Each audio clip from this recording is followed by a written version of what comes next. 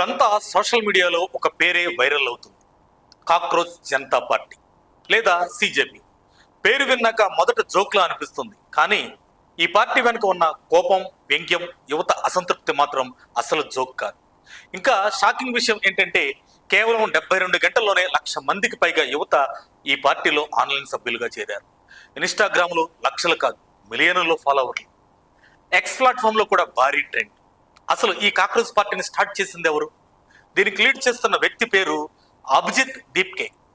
Boston యూనివర్సిటీలో చదువుతున్న ఈ యువకుడు మీమ్స్, సెటైర్, డిజిటల్ క్యాంపెయిన్లతో కొత్త తరహా ఉద్యమాన్ని స్టార్ట్ చేశాడు. కానీ ఈ పార్టీ ఒక్కసారిగా అలా ఎలా పుట్టింది? ఇక్కడే కథలో అసలు ట్విస్ట్ దాగి ఉంది. మే 15న సుప్రీంకోర్టులో జరిగిన ఒక విచారణ సమయంలో కొన్ని సోషల్ మీడియా యాక్టివిస్టులు మీడియా వ్యక్తుల గురించి బొద్దింకం లాంటి వాళ్ళు అన్నట్లుగా కామెంట్స్ వచ్చాయన్న వార్త వైరల్ అయింది. ఈ కామెంట్స్ యువతను అవమానించినట్లుగా సోషల్ మీడియాలో పెద్ద ఎత్తున ఆగ్రహం వ్యక్తమైంది. తర్వాత వివరణ ఇచ్చిన అప్పటికే ఇంటర్నెట్లో కొత్త ట్రెండ్ మొదలైపోయింది.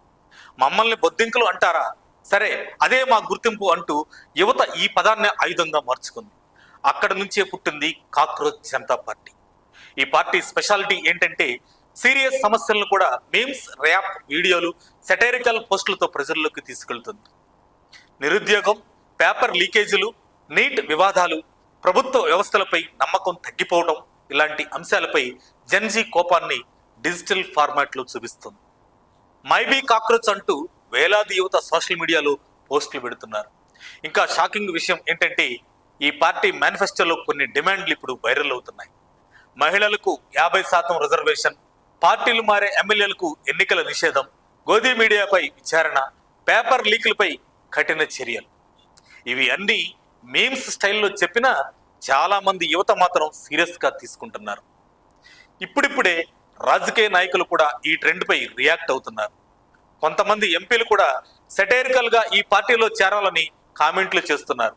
అయితే ఇది నిజంగానే రాజకీయ పార్టీగా మారుతుందా, లేక ఇంకొన్ని రోజుల్లో చల్లారిపోయే ఇంటర్నెట్ ట్రెండ్ మాత్రమేనా? అదే ఇప్పుడు దేశవ్యాప్తంగా హాట్ డిబేట్. కానీ ఒక విషయం మాత్రం క్లియర్, ఈ కాక్రోచ్ పార్టీ వెనుక ఉన్న అసలు కథ యువతలో పెరుగుతున్న అసంతృప్తి, వ్యవస్థపై కోపం, వినిపించని గొంతు. మరి ఈ డిజిటల్ ఉద్యమం భవిష్యత్తులో నిజమైన రాజకీయ ఉద్యమంగా మారుతుందా? మీ అభిప్రాయం ఏమిటి? కామెంట్లో తప్పకుండా చెప్పండి. ఈ వీడియో నచ్చితే లైక్ చేయండి, షేర్ చేయండి, సబ్స్క్రైబ్ చేయండి. మరిన్ని అప్డేట్స్ కోసం మా కాయ్ టీవీని సబ్స్క్రైబ్ చేసుకోండి. మా వీడియో కనుక మీకు నచ్చినట్లయితే లైక్ చేయండి, షేర్ చేయండి. మీ విలువైన అభిప్రాయాలను కామెంట్ బాక్స్లో తెలియజేయండి.